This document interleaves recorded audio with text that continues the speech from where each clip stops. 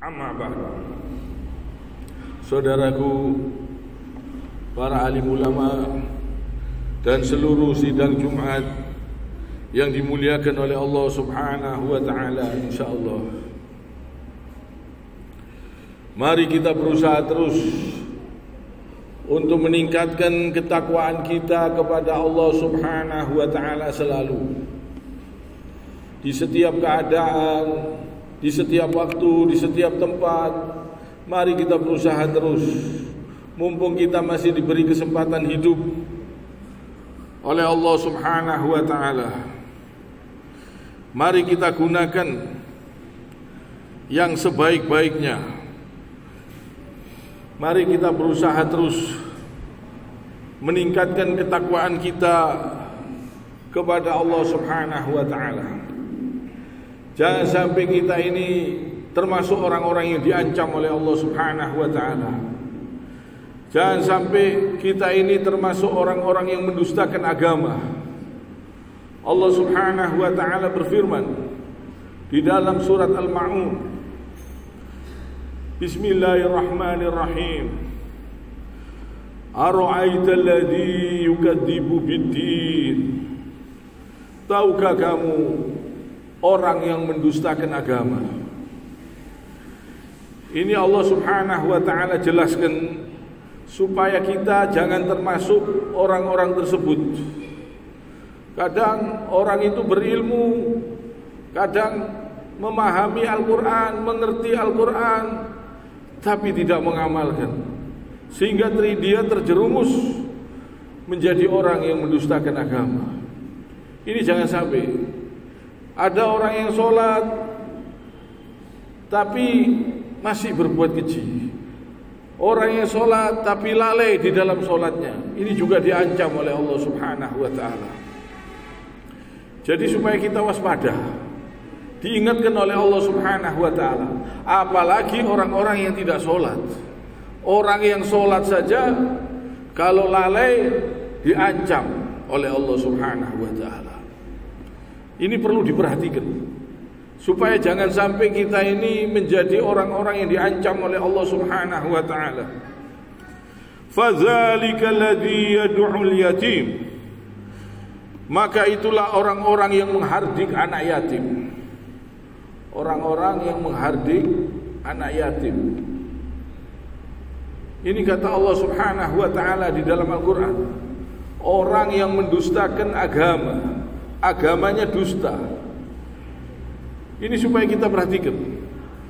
Wala yahuddu ala tu'amil miskin, dan tidak mendorong memberi makan orang miskin.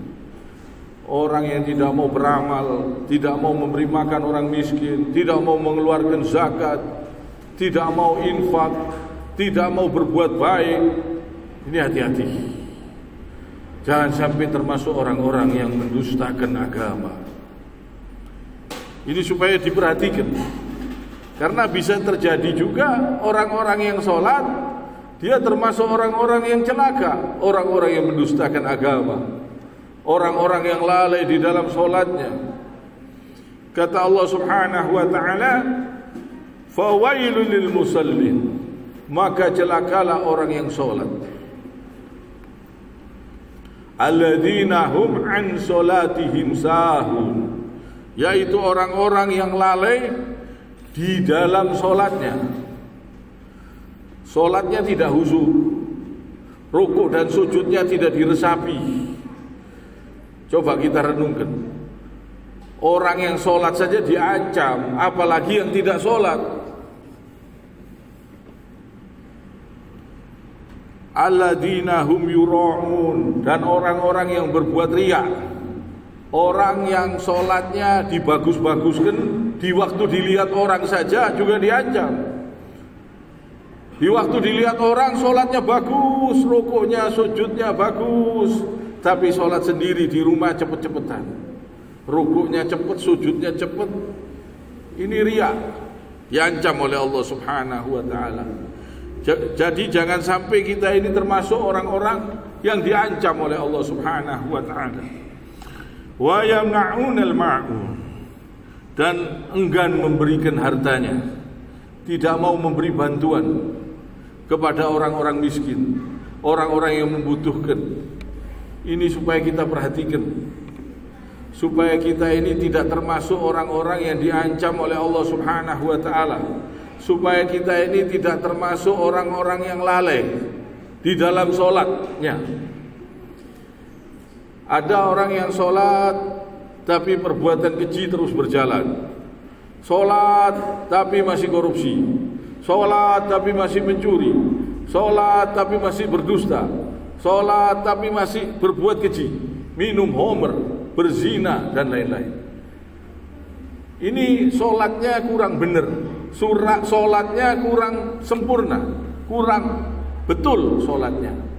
Sholat tapi tidak ngerti kalau dirinya itu berdoa kepada Allah di waktu sholat.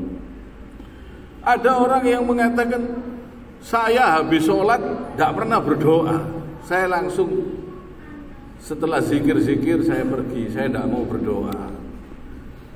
Berarti dia tidak ngerti, karena di dalam sholat itu ada doa.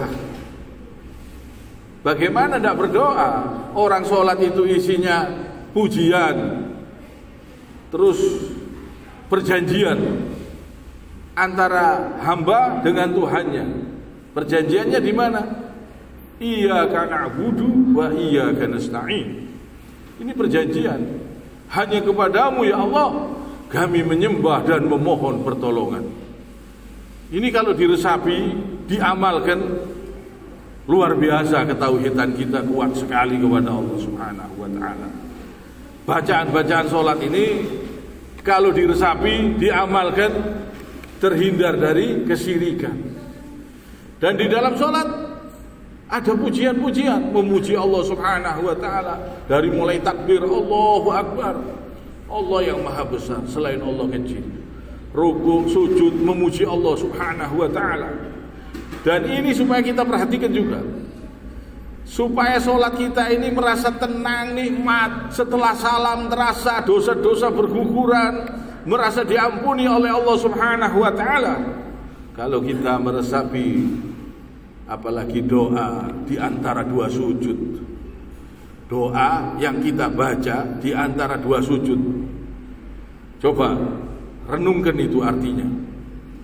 Rabbil firli warhamni wajburni warfa'ni warzuqni wahdini wa'afini wa'fu'ani. Itu sering dibaca cepet-cepetan. Rabbil firli warhamni wajburni warfa'ni warzuqni wahdini wa'afini wa'fu'ani. Tidak ngerti maknanya, tidak diresapi maknanya.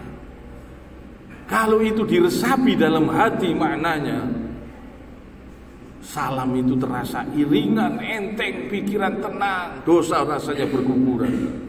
Coba kita resapi, Rabbi firli, ya Allah ampunilah aku, warhamni, sayangilah aku, wajburni, cukupilah aku, warfa'ni, angkatlah derajatku, warzuqni, berilah aku rezeki, wahdini, berilah aku petunjuk, wa'afini, berilah aku kesehatan, wa'fu'ani, maafkan aku atau bebaskan aku dari dosa-dosaku.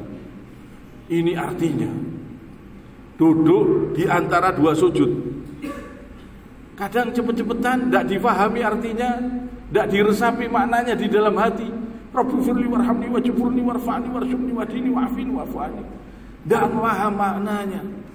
Jadi rasanya setelah salam sepertinya kurang mantap.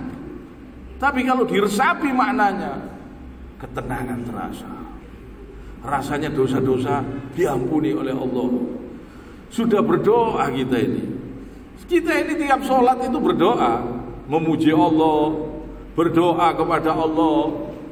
Tapi kadang-kadang tidak diresapi sehingga tidak mengerti. Kadang-kadang tidak merasa berdoa kepada Allah Subhanahu wa ta'ala. Nah ini jangan sampai kita ini termasuk orang-orang yang lalai. Jangan sampai kita termasuk orang-orang yang lalai di dalam sholatnya. Walaupun bacaan-bacaan sholat itu tidak panjang, gak apa-apa. Baca surat Al-Ikhlas, baca surat An-Nas, supaya tidak memberatkan makmum, tidak apa-apa. tapi diresapi. Rukuknya, sujudnya harus tumanina, diresapi. Terus bacaan-bacaannya itu kalau diresapi luar biasa. Coba kita renungkan.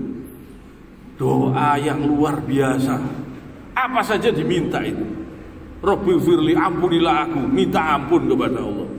Warhamni, minta disayang sama Allah, sayangilah aku. Warhamni, wajiburni, cukupilah aku. Coba, doa yang luar biasa.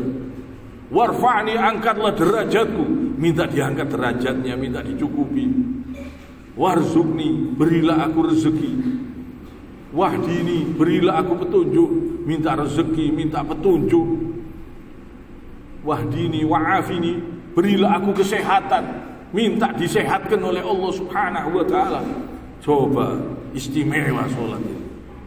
Kalau diresapi betul dan dikabulkan oleh Allah Subhanahu wa ta'ala, sholat ini banyak sekali manfaatnya.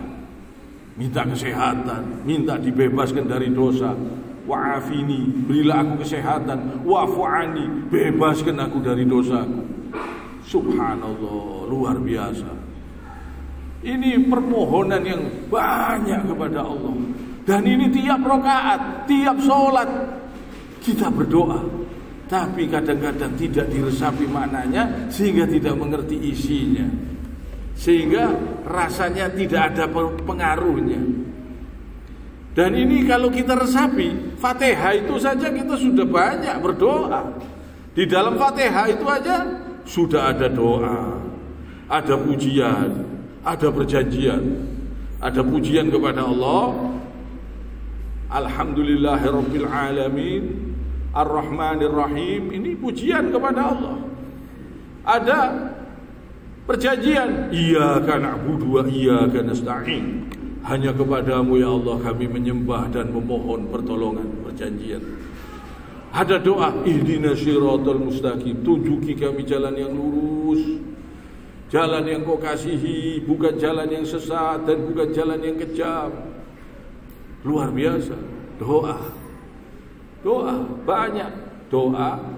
Dan ini juga mendoakan. Di waktu salam kita juga doa, mendoakan saudara-saudara kita sesama muslim yang dimanapun juga, yang berada di mana saja di seluruh bumi, yang sholat kita doakan. Di dalam at-tahiyat juga mendoakan para nabi, mendoakan orang-orang soleh. Dan di waktu salam kita mendoakan seluruh makhluknya Allah, jin, malaikat, manusia yang bertakwa, yang beriman, yang sholat, kita doakan semua. Luar biasa ajaran Islam, ajaran Nabi ini luar biasa, indah. Kalau kita resapi maknanya setelah sholat, luar biasa, rasanya tenang pikiran, enteng pikiran, rasanya berguguran dosa-dosa, diampuni oleh Allah Subhanahu wa ta'ala. Apalagi setelah itu kita baca sholawat, kita doakan ibu bapak kita, nikmat rasanya. Perintah-perintah Allah ini sangat besar manfaatnya. Kalau kita betul-betul meresapi, mengerjakan, mengamalkan perintah-perintah Allah dengan ikhlas, nikmat hidup di dunia ini, nikmat hidup di mana saja. Kalau kita bertakwa kepada Allah Subhanahu wa ta'ala. Kiranya sampai di sini. Subhanakallahumma bihamdik, asyhadu an la ilaha illa anta, astaghfiruka wa atubu ilaik.